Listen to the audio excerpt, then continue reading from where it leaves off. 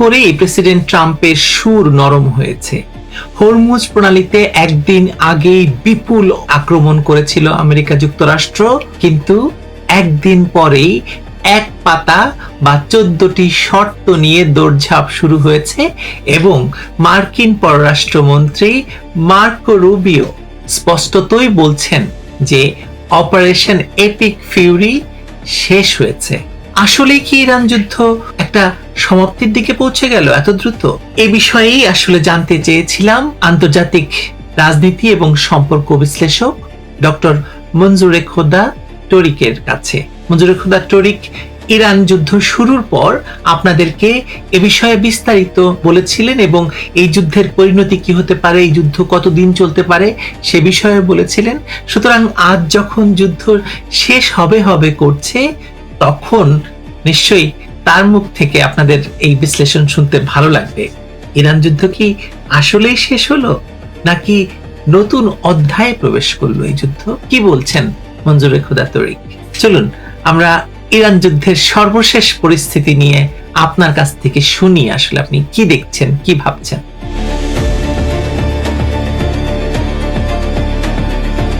ধন্যবাদ ডক্টর মঞ্জুরে খোদা যোগ দেওয়ার জন্য।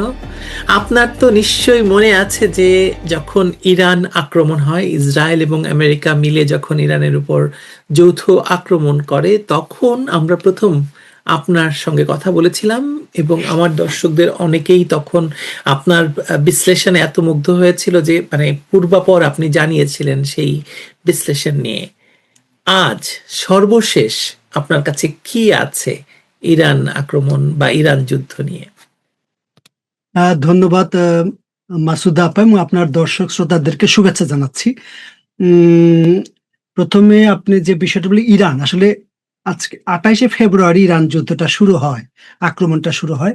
সেই 28শে ফেব্রুয়ারি থেকে আমরা এখন মে মাসের প্রথম সপ্তাহে আছি, প্রায় 3 মাস অতিক্রম হয়ে গেল। এর মধ্যে আমরা দেখলাম যে টানা প্রায় 6 সপ্তাহ বা তার অধিক সময় টানা যুদ্ধটা, পাল্টা আক্রমণটা চললো।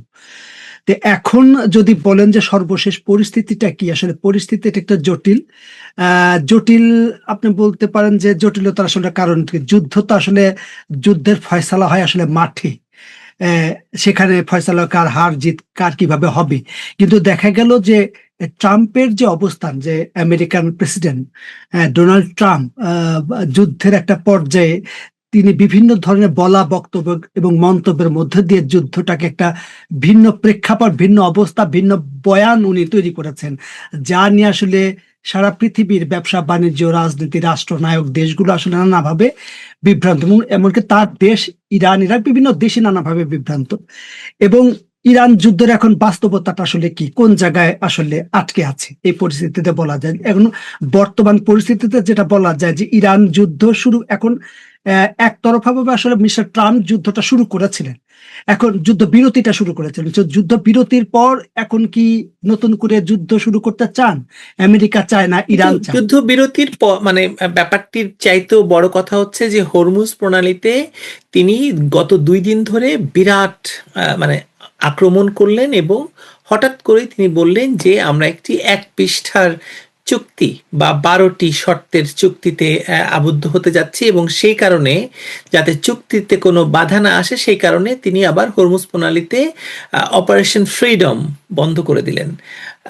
তো এবং সবাই আমি দেখলাম যে আমাদের দেশের পত্রপত্রিকা তো বটেই, বিদেশের পত্রপত্রিকাগুলো বিশেষ করে রয়টার্স, এপি, এরা সবাই খুব আশাবাদী হয়ে উঠছেন। 2জন মার্কিন কর্মকর্তার বা হোয়াইট হাউসের 2জন কর্মকর্তার উদ্ধৃতি দিচ্ছেন, যার মধ্যে জেরার্ড কুশনারও আছেন, তাদের উদ্ধৃতি দিয়ে বলছেন হ্যাঁ, সেটা হচ্ছে যে 14 পাতা 1 পৃষ্ঠার যে 12 বা 14টা পয়েন্ট যেটা আছে, যে বিষয়গুলো আসলে নতুন কোনো বিষয় না, আসলে বোঝাপড়াটা, তর্ক বিতর্কটা আটকে আছে, কে কত give and take, just give and take, কে কতটুকু দিবে, কে কতটুকু ছাড় দিবে, কে কতটুকু নিবে, এই জায়গাটাই আটকে আছে। সেই আটকে জায়গার প্রধান একটা জায়গা হচ্ছে নিউক্লিয়ার ওয়েপেন্স। প্রথমত হচ্ছে হরমুজ হচ্ছে 1 নাম্বার ইস্যু। সে প্রথমে বলছে হরমুজ খুলে দিতে হবে, এখানে কোনো আলোচনা চলবে না, হরমুজ খুলে দিতে হবে। আর একটা বড় জায়গা আটকে আছে যে নিউক্লিয়ার যে প্রোগ্রাম চালু ছিল ইরান, হ্যাঁ, এটা বন্ধ করতে হবে বন্ধ এবং করতে হবে, বন্ধটা এবং সেটা কতদিনের জন্য হবে? 15 বছর, 20 না বছর, 5 এবং বছর, হ্যাঁ, না 20 ইরান বলছে বছর। 5 বছর। ইরান বলছে 5 বছর, আমেরিকা বলছে 20 বছর, মাঝখানে একটা আলোচনা হচ্ছে 15 বছরের। এই 15 বছরের একটা এমবার্গো আছে এবং সাথে সাথে আরো কিছু চুক্তি, আরো কিছু বিষয় আছে যে সেই পারমাণবিক যে যেখানে থাকবে ইউরেনিয়াম সমৃদ্ধকরণ যে জায়গাটা থাকবে, সেই ল্যাবরেটরিতে যাতে জাতিসংঘের যারা এআইআর যে প্রতিনিধি যে কোনো সময় তারা যেখানে স্ক্যান করতে পারবে, যেতে পারবে, সেই অবাধ সুযোগটা তাদের দিতে হবে। ইরান এখানে না করতে পারবে না। সেখানে মার্কিনরা বলছে যে ঠিক আছে, ইরানের যে এই অবরোধের কারণে বিভিন্ন জায়গায় যাদের যে billion billion dollar million dollar আটকে আছে বিভিন্ন ব্যবসা বাণিজ্য বিভিন্ন কাজে, সেই টাকাগুলো তারা বিভিন্নভাবে ছাড় দিবে। মোট কথা একবার যে অবরোধ ইরানের উপরে আরোপ করেছে বিভিন্ন সময়ে, সেই অবরোধগুলো তুলে নেওয়া হবে। অবরোধগুলো তুলে নেবে এবং অবরোধ তুলে নেওয়ার সাথে সাথে তাদের যে অর্থ ডলারগুলো আটকে আছে সেই ডলারগুলো পর্যায়ক্রমিক ভাবে ছাড় দিবে। এগুলো হচ্ছে তাদের আটকে আছে জায়গাগুলো। এখন তাদের আছে সামরিক বাহিনীতে তাদের অবস্থা কতটুকু থাকবে, এরকম একটা পরিস্থিতির মধ্যে আছে এখন। ওই যে উইটকপ এবং কুশনারের কথা বললেন, যে দুই ভদ্রলোক, তারা বললেন যে আমরা খুব চুক্তির কাছাকাছি। আবার এই কথা যখন বলছে তখন আবার মার্কো রুবিও বলছে যে তারা একটা অসভ্য জাতি, তারা আসলে কথা শোনে না, তারা বর্বর, তাদেরকে উড়িয়ে দিতে হবে। আবার ঠিক এর মধ্যে আবার ট্রাম্প বললেন যে আমরা এমন একটা ব্যবস্থা নেব, এমন একটা হামলা করবো যে পৃথিবীর মানচিত্রে ইরান নামে কোনো রাষ্ট্র থাকবে না, এই কথা বলছেন। ঠিক এই কথাগুলো বলছেন, আবার এটাও বলছেন। আমরা কিছুদিন আগে দেখলাম যে পরাশক্তি রাশিয়া ঘোষণা করলেন যে ইরানের পাশে আমরা যে কোনো হামলা যে কোনো ভাবে আছি, ইরানের পক্ষে আমরা যে কোনো ভাবে যে কোনো মূল্যে দাঁড়াবো। এর মধ্যে আবার ইরানে আমরা দেখলাম যে আগাছি ইরানের পররাষ্ট্রমন্ত্রী চীন সফরে গেছেন, আবার তারপরে আবার আমেরিকা সফরে যাবেন। এই অনেকগুলো ঘটনা আসলে পরাশক্তিগুলো বা বিভিন্ন দেশগুলো চাপাচাপির মধ্যে আছে। যে দুইটার বিষয় আছে, একটা হচ্ছে যে কোনো ভাবে একটা সমঝোতার জায়গা তৈরি করা, এখানে ব্যবসা বাণিজ্য বা আপনার ইন্স্যুরেন্স কোম্পানিগুলো নানাভাবে ক্ষতিগ্রস্ত, বিভিন্ন দেশ নানাভাবে ক্ষতিগ্রস্ত হচ্ছে, তারা যে কোনো ভাবে চায়। এখানে আমেরিকার সমস্যাটা কোথায়, যে আমেরিকা এখানে ইরান তো আমেরিকায় আক্রমণটা করছে না, ইরান আক্রমণ করছে তার যে নৌবহরগুলো আছে মধ্যপ্রাচ্যের দেশগুলোতে তারা আক্রমণ করছে। মধ্যপ্রাচ্যের দেশগুলো আর্থিকভাবে ক্ষতিগ্রস্ত হলে, রাজনৈতিকভাবে ক্ষতিগ্রস্ত, সামরিক দিক থেকে ক্ষতিগ্রস্ত হলে চাপটা হচ্ছে আমেরিকার উপর পড়ে, কারণ এরাই হচ্ছে মধ্যপ্রাচ্যের শক্তি। এই মধ্যপ্রাচ্যের শক্তিটা যে কোনো ভাবে ক্ষতিগ্রস্ত হোক সেটা তারা চায় না, তাদের একটা বড় চাপ আছে এখানে। আর এই পরিস্থিতিতে যেমন রাশিয়া এবং চায়না অন্য পরাশক্তিগুলো একটা ভিন্ন সমীকরণ মেরুকরণ তৈরি করছে, সেরকম একটা সেই শক্তিগুলো আবার উত্থান ঘটুক, সেটা আবার আমেরিকা চায় না। আমেরিকার ইরানকে আক্রমণ করার একটা বড় কারণ আসলে চায় না। আমি বারবারই যে কথাগুলো বলার চেষ্টা করি, বিভিন্ন লেখাতে নিয়ে আসছি, যে ইরানের জ্বালানির একটা বড় চালান আসে হচ্ছে ইরান থেকে, চীনের। এবং সবচেয়ে সস্তা, আপনারা জানেন যে সবচেয়ে সস্তায় জ্বালানি পাওয়ার কারণটা হচ্ছে তারা হচ্ছে অবরুদ্ধ আছে, তারা কোথাও জ্বালানিটা বিক্রি করতে পারে না। যেহেতু তাদের মার্কেট ওইভাবে ওপেন না, সেখানে যেখানে যার কাছ থেকে সুযোগ পায়, এবং সেই তেল কিন্তু সবাই কিনতেও পারবে না, বাংলাদেশের তেলের দরকার আছে, বাংলাদেশ সেখানে যেতে পারছে না। কিন্তু ইরানের চীনের সে শক্তি আছে, ভারতের সেই শক্তি আছে, রাশিয়ার সেই শক্তি আছে, তারা ব্যবসা বাণিজ্য করতে পারে। তো রাশিয়া চীন সবচেয়ে কম দামের তেল, এবং তাদের তেলের কনজামশন, তেলের 73 থেকে 74% তেল তারা ইরান থেকে, এবং সবচেয়ে কম দামে আনে। এবং আমেরিকার বিতর্ক হচ্ছে তারা কম দামে তেল এনে তাদের যে র ম্যাটেরিয়ালস গুলো উৎপাদনের সবচেয়ে ভালো প্রতিযোগিতামূলক অবস্থান তৈরি করতে পারে এখানে। অতএব যে কোনো ভাবে চীনকে, যে কোনো ভাবে ইরানকে যদি ক্ষতিগ্রস্ত করা যায়, বা অবরোধ যতদিন, এই যে অবরোধের একটা বিষয়, এটার সাথে কিন্তু তারা বলছে এক্ষুনি অবরোধ তুলে নেওয়ার, মার্কিন অবরোধ কিন্তু তুলছে না, মার্কিন অবরোধ দিয়ে তুলছে। আবার ইরানের কৌশলগত একটা ভৌগোলিক অবস্থান, এমন একটা ভৌগোলিক অবস্থান আশীর্বাদে তারা আছে যে আমেরিকা কোনো বোম টোম মেরে যে কোনো মুহূর্তে অবরোধ তুলে নিতে পারছে না, স্বাভাবিক পরিস্থিতি করতে পারছে না। এখানে তাদের একটা যে কোনো ভাবে কম্প্রোমাইজে আসতেই হবে। এই পরিস্থিতির মধ্যে আসলে একটা জটিল পরিস্থিতি তৈরি হচ্ছে। এখান থেকে আমেরিকার একটা সম্মানজনক একটা এক্সিট তারা চায়, এবং এখানে একটা একটা একটা ভিয়েতনাম পরিস্থিতি তৈরি হয়েছে, আপনার কি মনে হয়? আপনি কোনো মিল পান? এটা এটা ভিয়েতনাম এখন একটা বড় প্রশ্ন, আসলে ইরানের শাসক আসলে কে, ইরান শাসন করছে কি? আমরা জানি যে ইরানের শাসন ক্ষমতা একটা ইসলামিক রেজিম সেখানে আছে, কিন্তু এখন বলা হচ্ছে, আমি যদি একজন রেফারেন্স দিয়ে বলি, প্রখ্যাত ইসরায়েলি গবেষক, তিনি ইরানের একজন এক্সপার্ট, ইরানের সামরিক সক্ষমতা নিয়ে গবেষণা করেন। উনি যেটা বলছেন যে ওইখানে বেনি বাতসি ইসরায়েলি গবেষক, উনি বলছেন যে ইরানের যে শাসন ক্ষমতায় এতদিন ইসলামিক শাসন ক্ষমতা ছিল, একটি ইসলামিক শাসন ক্ষমতার আওতায় নাই। এটা এখন ইসলামিক সামরিক শক্তি। সেখানকার সামরিক শাসন এখন চলছে। যার জন্য এখানকার সিদ্ধান্তগুলো কে দিচ্ছে? রাজনৈতিক দল দিচ্ছে, ইসলামিক মোল্লাতন্ত্র দিচ্ছে, নাকি সামরিক বাহিনী দিচ্ছে? এটা একটা গুরুত্বপূর্ণ প্রশ্ন। এই সামরিক বাহিনী দেওয়ার কারণে যেমন আপনারা জানেন বেশ কিছু ঘটনা, বেশ কিছু কথা যখন ইরানের পক্ষ থেকে নৌ অবরোধ, বিরতি, যুদ্ধবিরতি এগুলোর কথা হয়, পরবর্তীকালে তারা এই জিনিসগুলোকে পাল্টে দেয়। এবং আপনি পাকিস্তানের যে আলোচনা হলো তখন কিন্তু এই ঘটনাটা ঘটেছে। যে এখন মনে করা হচ্ছে যে এই শাসন ক্ষমতা আসলে এই যে আমরা যে বলি মুর্তজা, যে খোমেনির ছেলে মুর্তজা, আবার একটা বড় প্রশ্ন হচ্ছে উনি জীবিত আছে কিনা। তারা এখনো পর্যন্ত বলছে যে তারা অডিওর মাধ্যমে কিছু বক্তব্য তারা মিডিয়াতে নিয়ে আসে, কিন্তু তার এখনো কোনো ভিডিও বক্তব্য, তার কোনো মুস্তাফার কথা বলছেন আপনি? মুস্তাফা খামেনি, তার এখন কোনো ভিডিও, সে কি আছে, তাদের অস্তিত্ব আছে? এখন মনে করা হচ্ছে যে সামরিক বাহিনীর হাতে যেহেতু ক্ষমতা, সামরিক বাহিনীর হাতে ক্ষমতা থাকার কারণে তারা মানে রাজনৈতিক শাসকের চেয়ে অনেক বেশি বেপরোয়া, অনেক বেশি তারা অধ্যত্ত, এবং যে কারণে তারা আমেরিকার ট্রাম্পের যে নানা ধরনের ফ্ল্যাকচুয়েশন নীতির প্রশ্নে, ক্ষমতার প্রশ্নে, যুদ্ধবিরতির প্রশ্নে, যুদ্ধ চালিয়ে যাওয়ার প্রশ্নে, এবং এক এক সময় এক এক বক্তব্য, এবং দেখা যাচ্ছে বাস্তবে তিনি তা করতে পারছেন না। না করতে পারার কারণে তারা বুঝতে পারছে যে এটা একটা কাঠের পুতুল, এটা একটা কাগজে বাঘ, তার তো আসলে ক্ষমতা নাই, সে তো আসলে কিছু করতে পারছে না। এখানে সে পরাজিত, আন্তর্জাতিক পরাশক্তির কাছে সে ধরা খেয়ে আছে, বিভিন্ন জায়গায় সে দেশের মধ্যে দুর্বল হয়ে আছে নানা কারণে। এখন সেখানে ইসলামিক রেজিম মানে সেখানকার সামরিক শক্তি এখানে একটা বড় ধরনের অবস্থান নিয়েছে এবং তারা নিয়ন্ত্রণ করছে। আর একটা বিষয় মনে করা হয় যে ইরানের শাসন ক্ষমতার মধ্যে এক ধরনের ভাঙ্গন সৃষ্টি হয়েছে, একটা দ্বিধাদ্বন্দ্ব সৃষ্টি হয়েছে যে আসলে শাসন কাঠামোটা কে নিয়ন্ত্রণ করে কোন অংশে। এর মধ্যে আপনার যেমন বিভিন্ন তারা আমেরিকাও চেষ্টা করছে ইরানের বিভিন্ন প্রক্সি ইউনিটকে অ্যাক্টিভ করার জন্য, তার মধ্যে কুর্দিরা হচ্ছে একটা গুরুত্বপূর্ণ ইউনিট। এবং ইরানের শাসন ক্ষমতার মধ্যে মনে করা হচ্ছে তাদের টাকা পয়সার সংকট, বেতন দিতে পারছে না, আর্থিক সংকট তৈরি হয়েছে, এবং তারাও কিন্তু সামরিক বাহিনীর হাতে যখন ক্ষমতাগুলো তৈরি হয় তখন তারা অত্যন্ত বেপরোয়া হয়ে গেছে। এবং হয়তো এটা একটা কৌশল হতে পারে আমেরিকার, যে যুদ্ধবিরতি খেলা বা চুক্তির খেলা, এরকম করে করে সময় নষ্ট করে, সময় ক্ষেপণ করে সেখানে একটা অস্থিতিশীল তার মানে কি ধরুন মানে ইরানও এক ধরনের একটা চাপের মধ্যে আছে যুদ্ধটাকে আর কন্টিনিউ না করার জন্য, নিশ্চয়ই নিঃসন্দেহে ইরানও আছে। তো এখন আমেরিকা বলছে তারা কার সঙ্গে কথা বলবে, তাদের মানে এই যে কারণে তারা নানা রকম মানে বক্তব্য দিচ্ছে যে কার সঙ্গে তারা এই আলোচনাটা করবে। আসলেই তো কার সঙ্গে, আমরা একমাত্র ফরেন মিনিস্টার যিনি আছেন, পররাষ্ট্রমন্ত্রী যিনি আছেন, তাকে ছাড়া ভিজিবলি তো কাউকে দেখতে পাচ্ছি না, তাই না? এটাই একটা গুরুত্বপূর্ণ। এই কথা কিন্তু বারবার আমেরিকার পক্ষ থেকে, আমেরিকার নীতি নির্ধারকদের পক্ষ থেকে বলেছে। আপনি যে কথা বললেন যে আমরা কার সাথে কথা বলবো, যখন দেখা গেল ইরানে যে পাকিস্তানে যে আলোচনা হলো, তারা এখানে 40-50 জনের একটা প্রতিনিধি দল আসলো।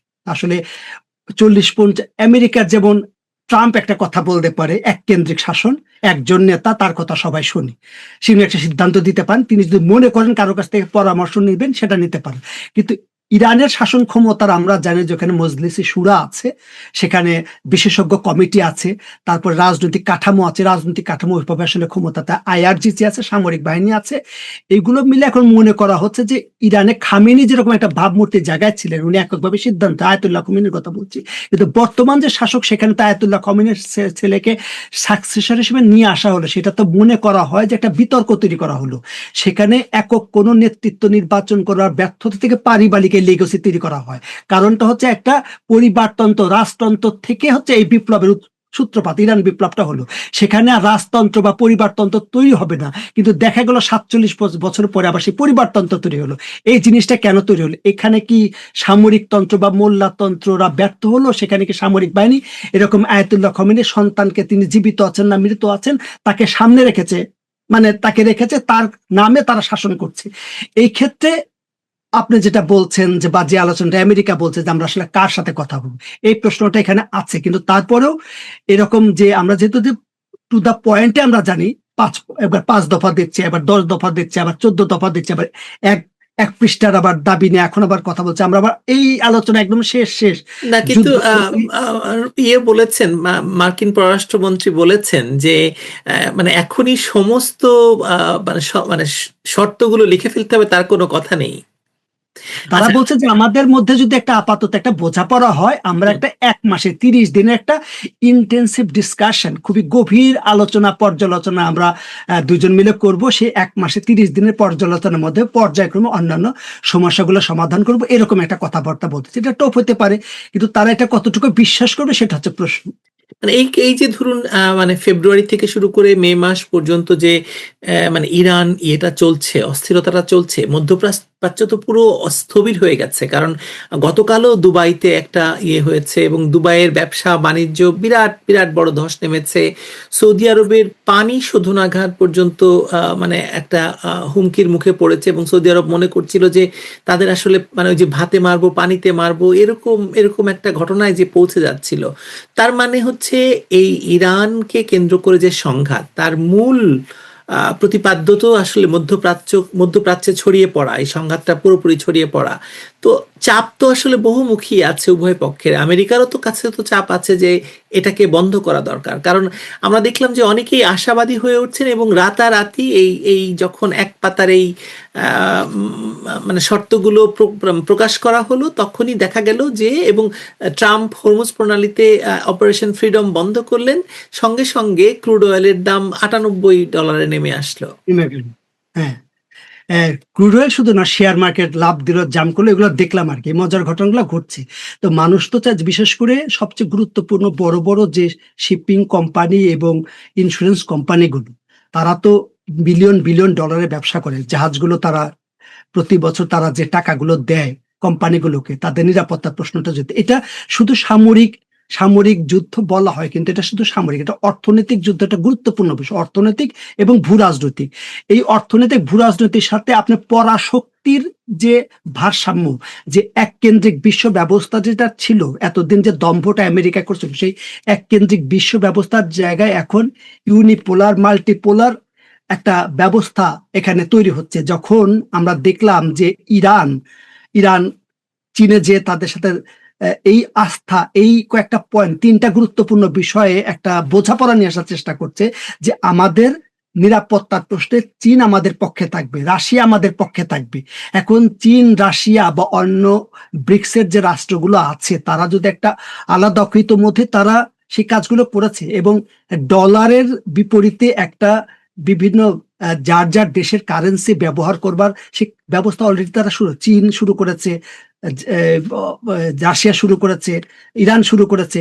আমেরিকার জন্য এটা একটা হুমকি। তো সেটা তারা চায় না। তারা একদিকে যেমন এরকম কিন্তু যুদ্ধ মঞ্জুরের খোদা এই মুহূর্তে আমার কাছে জাস্ট এই মুহূর্তে ইয়ে এলো, মানে রিপোর্টটা আমি দেখতে পাচ্ছি 6 মিনিট আগে বিবিসি আপলোড করেছে যে US says it has attacked Iranian flagship as Israel launches air strike on Beirut. মানে আপনি, আমেরিকা ঠিকই যুদ্ধ বন্ধের চেষ্টা চালাচ্ছে কিন্তু ইসরায়েল তো বন্ধ করছে না। মানে ইরানিয়ান ফ্ল্যাগশিপ একটা মানে জাহাজকে আক্রমণ করেছে, ইসরায়েল লঞ্চ করেছে মানে বৈরুতের উপর আক্রমণ। তাহলে বন্ধটা হবে কিভাবে আসলে? না, সে এই জন্য বলে এরকম একেবারে ডিপ ফ্রিজে চলে যাবে যুদ্ধ, সেটা বলার কোনো বাস্তবতা নাই। সেটা ইরানের পক্ষ থেকেও তাই, এবং আমেরিকার পক্ষ থেকে। আমেরিকারও যেমন ইসরায়েল, তাদের একটা এজেন্ডা আছে, আঞ্চলিক এজেন্ডা সরাসরি। এবং আপনি কিভাবে বলবেন যে ইসরায়েল যে কাজগুলো করছে আমেরিকার কনসার্ন ছাড়া, সেটা যেমন বলার সুযোগ নাই। আমেরিকার একটা গুরুত্বপূর্ণ দাবি বা বক্তব্য বা পয়েন্ট হচ্ছে যে ইরান তার প্রক্সি ইউনিটগুলোকে বন্ধ করবে, সহযোগিতা করবে না, তাদের সাথে যোগাযোগ তার মধ্যে আছে হুতি, হামাস, হিজবুত, হেফাজত, আল আইসিস, আল কায়দা, এরকম বিভিন্ন ধরনের ইউনিট তাদের অ্যাক্টিভ আছে। এবং যেমন লেবাননে যে আক্রমণগুলো চলছে, লেবানন গভর্নমেন্ট তো ইসরায়েলের বিরোধিতা করছে, কিন্তু লেবাননের যে ইউনিট, ইরান সমর্থিত ইউনিট, তারা তো আক্রমণ চালাচ্ছে। এখন কেউ বলতে পারে যে শুধু শুধু ইসরায়েল আক্রমণ করছে, শুধু শুধু ইসরায়েল তো আসলে আক্রমণ করছে না, এটা পাল্টা পাল্টা আক্রমণগুলো হচ্ছে। তবে ইসরায়েল যে বরাবরই উপযাচক হয়ে একটা আগ্রাসন বা আগ্রাসী শক্তি, এবং সে যে তার শক্তি, সামর্থ্য, ক্ষমতা, আধিপত্য চিরস্থায়ী প্রতিষ্ঠিত করতে চায় এবং অন্য প্রতিবেশী রাষ্ট্রগুলোকে দুর্বল করতে চায়, তাদের তাদের বিকাশ প্রকাশ তারা চায় না, এটা পরিষ্কার স্পষ্ট। যে কারণে আমেরিকা যখন একটা বোঝাপড়া করছে, আমেরিকার একটা দায়বদ্ধতা আছে, এক ধরনের দায়বদ্ধতা। ইসরায়েল ওই রকম একটা দায়বদ্ধতার জায়গা নাই, একটা আঞ্চলিক শক্তি, এবং আমরা বলতে পারি যে আমেরিকার লাঠিয়াল বাহিনী। তো এই মুহূর্তে যখন আমেরিকা একটা চুক্তির কাছাকাছি আসবে, ইসরায়েলের যে এজেন্ডা আছে, ইসরায়েল যদি তার এজেন্ডার কাছাকাছি না আসে, তার যে শর্তগুলো আছে, তার যে বক্তব্যগুলো আছে, সেই সেই বক্তব্যগুলো যদি তার ওই এজেন্ডার মধ্যে না থাকে, তারা সেখানে থাকবে কেন? এখানে তারা বিপদগ্রস্ত মনে করতে পারে যে পরবর্তীতে ইরান আরো সংগঠিত হয়ে তাদের উপর পাল্টা আক্রমণ করতে কিন্তু পারে। আপনাকে আমি স্মরণ করিয়ে দেই মঞ্জুরে খোদা, গতকাল মানে আজকেই সকালবেলা আসলে US secretary of state Marco Rubio রিপোর্টারদের বলেছেন যে অপারেশন এপিক ফিউরি কনক্লুডেড, শেষ হয়ে গেছে, শেষ হয়েছে। তার মানে যদি শেষ হয়ে থাকে তাহলে আজকে আবার সন্ধ্যায় এই আক্রমণ কেন, বা 5 মিনিট আগে এই আক্রমণ কেন? আর দ্বিতীয় কথা হচ্ছে যে ধরুন তাহলে কি আমরা একটা দ্বিতীয় পর্যায়ে যাচ্ছি কিনা, নতুন কোনো পর্যায়ে যাচ্ছি কিনা? এটা তাই বলতে পারেন। আপনার দ্বিতীয়, যখন আপনি হরমুজ প্রণালীকে জাহাজ অবাধ চলাচলের জন্য ফ্রিডম, যে ফ্রিডম প্রজেক্ট ফ্রিডম বলছে, প্রজেক্ট ফ্রিডমের কথা বললো, যে হরমুজ প্রণালীকে আমরা অবাধ যাতায়াতের ব্যবস্থা করবো এবং যে সমস্ত জাহাজ আটকে আছে তারা যেতে পারবে, এটা হচ্ছে প্রজেক্ট ফ্রিডম তারা নিল। একদিকে এটা বলছে, অন্যদিকে আসলে তাদের কথা এবং কাজের যে মিল নাই। এই জন্য এই ট্রাম্প যেমন ব্যক্তি, ট্রাম্প প্রেসিডেন্ট, ট্রাম্প মার্কিন প্রেসিডেন্ট, ট্রাম্প তার ভাবমূর্তির জায়গাটা ক্ষতিগ্রস্ত হয়েছে এবং তার কোনো ভাবমূর্তি সম্মান মর্যাদার জায়গাটা ওইভাবে মানুষ হাসাহাসি করে, তিনি সেটা বোঝেন কিনা জানি না। বিশ্ব পরিসরে তার অবস্থা, তার মিত্ররাই তার বিপক্ষে চলে গেছে। ইউরোপীয় মিত্রদের কথা বলেন, ন্যাটোর কথা বলেন, এবং তার দেশের মধ্যেও এবং তার দলের মধ্যেও, এবং এগুলো যে কারণে তার এবং সেই সুযোগ আপনি নিশ্চয়ই লক্ষ্য করেছেন, দুঃখিত আপনাকে আমি থামালাম, আপনি নিশ্চয়ই লক্ষ্য করেছেন যে ট্রাম্পের ওপর যে আক্রমণ হলো, তার যে গোয়েন্দা রিপোর্ট, সেই গোয়েন্দা রিপোর্টে বলা হচ্ছে যে ইরানে আক্রমণের কারণে এই মানে ভেতরের অস্থিরতা থেকে ট্রাম্পের ওপর আক্রমণ করা হয়েছে। ঠিক তাই। এখন এই এটা তো তার তার বিরুদ্ধে 5টার মতো, 4টা থেকে 5টা আক্রমণ হলো সরাসরি তার সামনে থেকে, এবং খুব কম মার্কিন প্রেসিডেন্টের ক্ষেত্রে এরকম উনি হচ্ছে দ্বিতীয় ব্যক্তি যার বিরুদ্ধে এরকম তার দেশের মধ্যে তার দেশের নাগরিকরা স্বতঃস্ফূর্তভাবে এরকম আক্রমণটা করেছে। হয়তো বেদনাদায়ক কিছু ঘটেনি, কিন্তু ঘটতে পারত। তো এখন এই পরিস্থিতিগুলো, একদিকে বলছে চুক্তির কথা, একদিকে বলছে যুদ্ধবিরতির কথা, একদিকে বলছে সমঝোতার কথা, একদিকে শান্তি সম্প্রীতির কথা বলছে, অন্যদিকে ক্রমাগতভাবে সে আক্রমণ, আগ্রাসী মনোভাব। এবং এই জন্য আমি বললাম যে এগুলো তার কৌশলের অংশ হতে পারে। সে আসলে ততক্ষণ পর্যন্ত শান্ত হবে না যতক্ষণ পর্যন্ত তার মাথার মধ্যে সেই পোকাটা না কাটবে। সে কারণে এই কথা বলতে পারে কোন স্পর্ধায়, কোন ধৃষ্টতায়, যে পৃথিবীর মানচিত্রে ইরান নামে কোনো রাষ্ট্র থাকতে পারে না। এটা কোনো একটা গ্লোবে, একটা পৃথিবীতে কোনো সভ্যতার লেশ মাত্র থাকলে এই কথাটা বলতে পারেন। এটা দ্বিতীয় বিশ্বযুদ্ধ না। কিন্তু টরিক, আমরা তো আসলে ওই অবস্থাতে এসে পৌঁছেছি, এক মেরুর বিশ্ব, এবং যে কেউ যে কোনো কিছু বলে পার পেয়ে যাচ্ছে। আপনার কাছে আমার মানে প্রায় শেষের দিকে আমরা চলে এসেছি। আমার একটা প্রশ্ন, যে ধরুন রাশিয়া বলল ইরানের পাশে থাকবে, চায়না আছে, সো এখন মানে চীন এবং রাশিয়া মিলে একটি বড় বৃহৎ শক্তি আসলে আমরা ধরতে পারি। সেই বৃহৎ শক্তি যদি ইরানের পাশে থাকে, ইরানেরই বা কি দায় পড়েছে এই যুদ্ধ বন্ধ করার? ইরানের তো দায় পড়ে। ইরান তো যুদ্ধ বন্ধ করতে চায় নাই, ইরান যুদ্ধবিরতি বলেও নাই। এটা হচ্ছে আমেরিকা, সেটা মেরেও জিতবে, কেঁদেও জিতবে। বিষয়টা হচ্ছে এরকম, তারা ক্রমাগত আক্রমণ করে ইরানে হাজার হাজার মানুষকে হত্যা করলো, হাজার হাজার কাঠামোকে হত্যা করলো, এবং তারা নিজেরা বলছে 5,000-এর উপরে আমরা কাঠামোতে অবস্থাতে হামলা আক্রমণ করেছি। এবং তারাই আবার যুদ্ধবিরতি, একতরফা যুদ্ধবিরতি, তাদেরকে যখন দেখলো যে তাদের অবস্থা নাস্তানাবুদ, খারাপ, তাদের আঞ্চলিক শক্তিগুলোর অবস্থা খুবই দুর্বল, নিজের দেশের অবস্থা দুর্বল, সামনে নির্বাচন অবস্থা দুর্বল হবে, তখন নিজেই এই অবস্থাটা তৈরি করলো যে যুদ্ধবিরতি দিতে হবে, এখান থেকে এক্সিটের জন্য একটা সম্মান দরকার, যে আমি একটা সম্মানজনক ভাবে এখান থেকে বের হয়ে আসতে পারছি। কিন্তু ইতোমধ্যে ইরানের অবস্থা তত দুর্বল না। এবার ইরান প্রমাণ করেছে যে তারা মচকাবে তবু ভাঙবে না। তারা যে পরিমাণ প্রতিবাদ করেছে, পাল্টা আক্রমণ করেছে, অবশ্যই এটা সারা বিশ্বের স্বীকৃত, তাদের লিডিং স্কলাররা, তাদের দেশের গবেষণা প্রতিষ্ঠান, তারাই নিজেরাই বলছে যে আমেরিকা এখানে পর্যদস্ত, আমেরিকা এখানে নৈতিকভাবে পরাজিত হয়েছে। এখন সামরিকভাবে হয়তো আমেরিকাকে পরাজিত করা সম্ভব না, কারণ সে একটা দূরের রাষ্ট্র, কিন্তু নৈতিকভাবে পরাজয় তো তার কিছু থাকলো না। এক অর্থে তো সে তো পরাজিত। সবচেয়ে বড় কথা, অর্থনৈতিকভাবে তো আমেরিকা আসলে পর্যদস্ত হয়ে পড়েছে এই যুদ্ধের কারণে। হ্যাঁ, আমেরিকা অর্থনৈতিকভাবে, সামরিক দিক থেকে, নৈতিক দিক থেকে, সব দিক থেকে আপনি কোনো একটা জায়গায় বলা যাবে না যে এই দিক থেকে তারা খুব ভালো অবস্থানের মধ্যে আছে। কিছু উন্মাদ, তাদের কিছু পাগল সমর্থক হয়তো তাকে বাহবা দিচ্ছে, কিন্তু পৃথিবী কোনো সভ্য মানুষ এবং তার তার মিত্রটাই তো তাকে সমর্থন, আপনার ব্রিটেন, ফ্রান্স, জাপান, জার্মান, কেউ তো তাকে সমর্থন করছে না, সবাই বিরক্ত।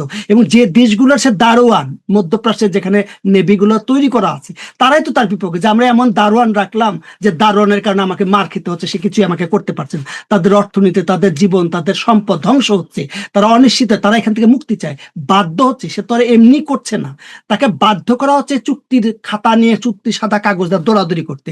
এটা তাকে করতে বাধ্য হতে হবে, কারণ তাকে এখান থেকে বাঁচতে হবে।